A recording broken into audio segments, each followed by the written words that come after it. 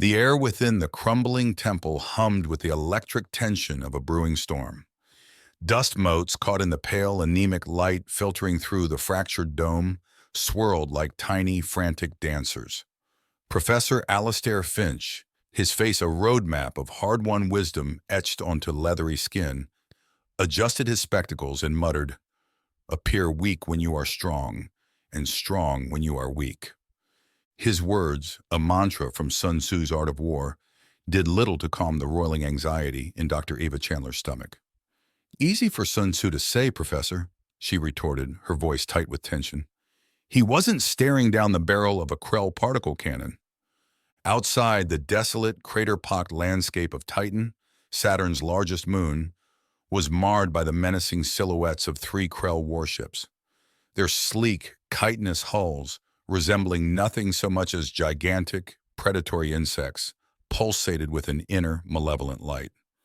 Their arrival, unexpected and brutally swift, had turned what was supposed to be a routine archaeological survey of the long-abandoned temple into a hostage situation. The Krell, a technologically advanced race, notorious for their rigid social hierarchy and ruthless efficiency, had accused the human team of kidnapping their royal princess. The truth, as Eva had quickly discovered, was far more complicated and infinitely more precarious. Princess Xylar, a creature of ethereal beauty with skin like polished jade and eyes like liquid gold, was no captive. She was a fugitive, seeking refuge amongst the ruins of her ancestors, fleeing the clutches of a new regime intent on seizing control of her world. "They plan to execute her," Xylar had whispered, her voice a melodious tremor, as she showed Eva the execution decree, its Krell script a series of harsh, angular glyphs. "They see me as an obstacle to their ambitions." Eva, a woman of science and logic, found herself unexpectedly moved by the princess's plight. Perhaps it was Xylar's quiet dignity in the face of fear, or the haunting sadness in her luminous eyes. Whatever the reason, Eva knew she couldn't abandon the princess to her fate. "We'll find a way out of this," she had assured Xylar, though at the time she had no idea how. Now, as the Krell ultimatum echoed through the cavernous temple, demanding the princess's immediate surrender, Eva found herself turning to the most unlikely of sources for inspiration, an ancient earth treatise on the art of war. "Professor," she asked, her voice regaining its usual calm confidence, "what would Sun Tzu say about fighting an enemy vastly superior in firepower?" Finch, a mischievous glint in his pale blue eyes, tapped a finger against his copy of The Art of War. "He would say, supreme excellence consists of breaking the enemy's resistance without fighting." And so began their elaborate charade. Finch, drawing on his vast knowledge of Krell history and psychology, concocted a series of increasingly outlandish demands and fabricated proof of human involvement in a vast interstellar conspiracy. Meanwhile, Eva, capitalizing on her burgeoning friendship with Xylar, subtly manipulated the princess's communications with her people, sowing seeds of doubt about the new regime and hinting at a popular uprising brewing back home. Their plan was audacious, bordering on insane, but as the days turned into weeks, they began to see cracks appear in the Krell facade. The constant barrage of misinformation, coupled with the growing unrest on their home world, had thrown the Krell into disarray. Then came the turning point. Commander Zark, the Krell officer in charge of the siege, a hulking brute with a voice like grinding stone, contacted Eva.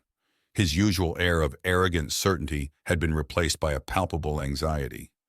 "We have received word," he rumbled, his multifaceted eyes flickering with uncertainty, "of disturbances on our home world. It seems your claims of a conspiracy may have merit." Eva, her heart pounding with a mixture of triumph and terror, played her part perfectly. "We have always maintained our innocence, Commander," she said, her voice calm and measured. "We are merely pawns in a larger game." The following days were a blur of tense negotiations and carefully orchestrated misinformation. Finally, after weeks of uncertainty and mounting pressure from his own people, Zark agreed to a temporary ceasefire, allowing Eva and Finch to leave the temple under the pretense of negotiating a peaceful resolution. Their escape, however, was a ruse. Hidden within their transport ship, nestled amongst their scientific equipment, was Princess Xylar. As their ship cleared the Krell blockade and jumped to hyperspace, Eva allowed herself a small, triumphant smile. Their journey was far from over. Xylar still had a planet to reclaim, a throne to regain. But for the hum of the hyperdrive was a constant lullaby in their ears, a symphony of escaping freedom. Yet, within the cramped confines of the research vessel, a different kind of tension crackled. It wasn't the fear of Krell pursuit, but the tangled emotions of three hearts set adrift. Mark Olson, their pilot and security chief, a man whose stoic demeanor and steely blue eyes usually exuded an air of imperturbable calm, was wrestling with a storm of his own. He had fallen for Eva deeply and irrevocably during their time on Titan. Her sharp intellect, her quiet courage, and the way her eyes lit up when she talked about ancient civilizations had captivated him. Yet here she was, her hand resting comfortingly on Xylar's, her gaze filled with an affection that went beyond mere friendship. Xylar, now free from the immediate threat of execution, found herself drawn to both of them. Eva, with her fierce intelligence and unwavering loyalty, had become her confidant, her rock in a storm. But Mark, with his quiet strength and the unspoken emotions simmering beneath the surface, stirred something deeper within her. The Krell, for all their advanced technology, were a species of rigid tradition, where love was a contractual obligation, not a matter of the heart. The concept of a polyamorous relationship was as alien to them as their bioluminescent skin was to humans. One evening, as the vast emptiness of space shimmered outside the viewport, Eva caught Mark staring at them, his face a mask of conflicted emotions. "It's all right, Mark," she said softly, her hand finding his. "We understand." Mark, his voice rough with unshed emotion, finally confessed his feelings, his words tumbling out in a torrent of longing and confusion. To his surprise, neither Eva nor Xylar recoiled. Instead, Xylar, her jade skin flushing a delicate shade of violet, spoke of the Krell concept of Keltara, a bond of shared purpose and deep respect that transcended romantic love. "Perhaps," she ventured, her voice hesitant, "Keltara can have variations, adaptations in the face of extraordinary circumstances." What began as a necessity, a way to navigate their complex emotions while hurtling through the vastness of space, gradually blossomed into something deeper, something that defied definition. They were 3 points in a triangle, each connected to the other by invisible threads of love, respect, and understanding. When they finally arrived on Xylar's home planet, a world of shimmering waterfalls and bioluminescent forests, they presented a united front. The sight of their princess, alive and well, flanked by 2 humans who clearly held her in high esteem, sent shockwaves through the Krell populace.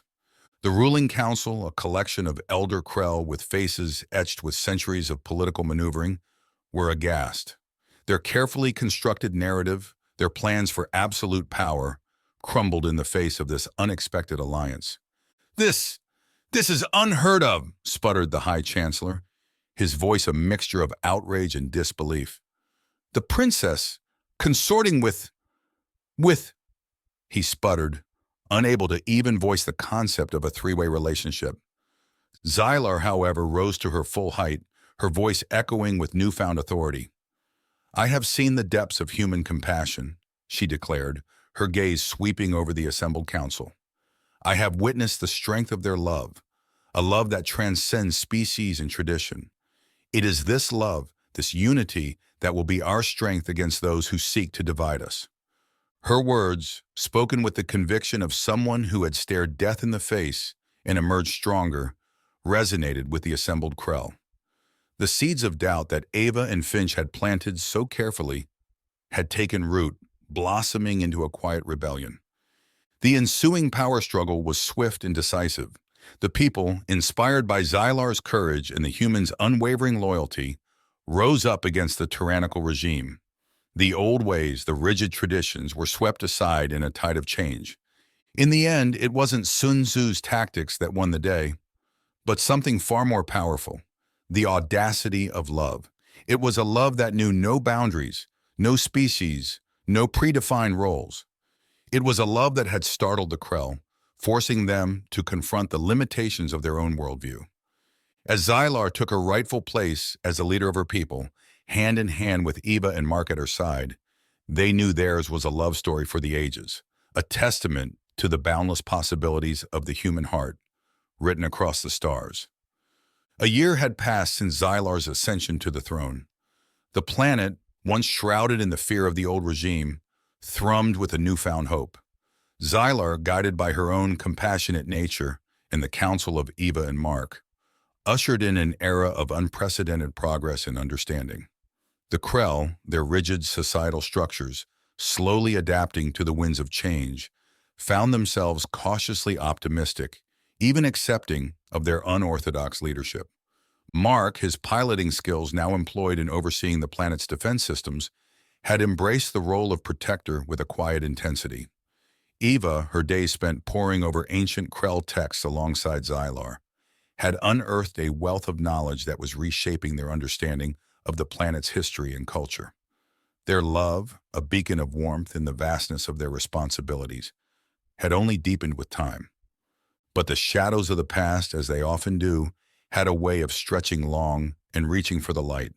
The celebration of the new year, a riot of bioluminescent flora and traditional Krell music, was in full swing. Xylar, resplendent in a gown of woven moonlight flowers, stood with Eva and Mark, their hands intertwined, a symbol of their unity. The air, thick with the scent of exotic blooms and the joyous murmur of 1,000 voices, vibrated with a sense of hope. Then the world shattered. A high-pitched whine, barely audible at first, sliced through the festive din. Mark, his senses honed by years of military training, reacted instinctively, shoving Eva and Xylar to the ground, just as a blinding flash of energy erupted from the crowd.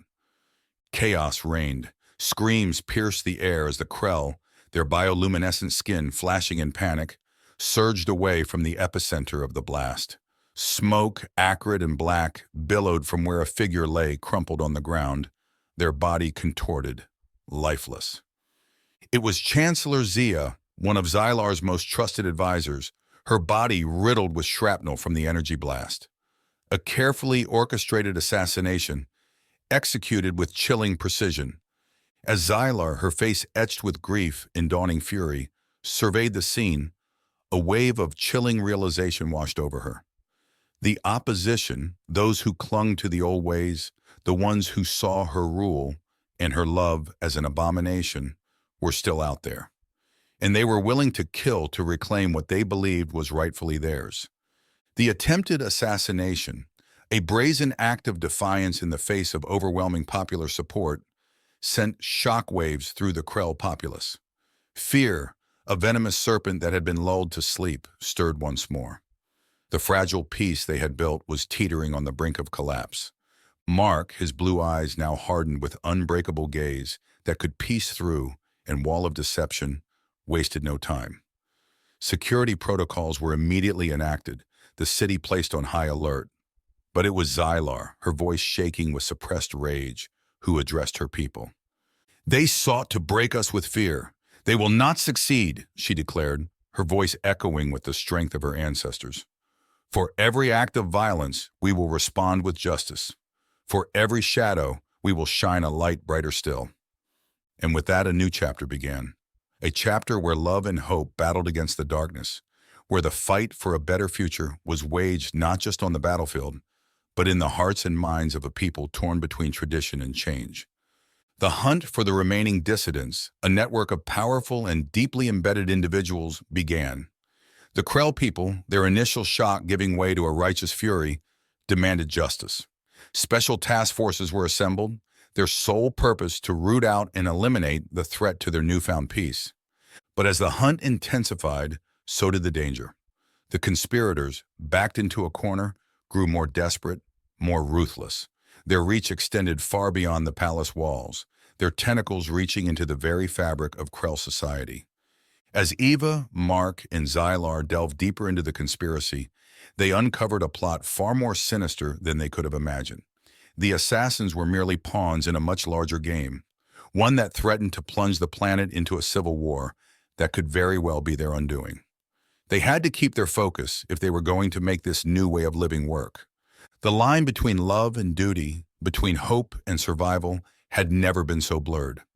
And as the fight for Xyler's throne, and for the very soul of their love, raged on, one question hung heavy in the air.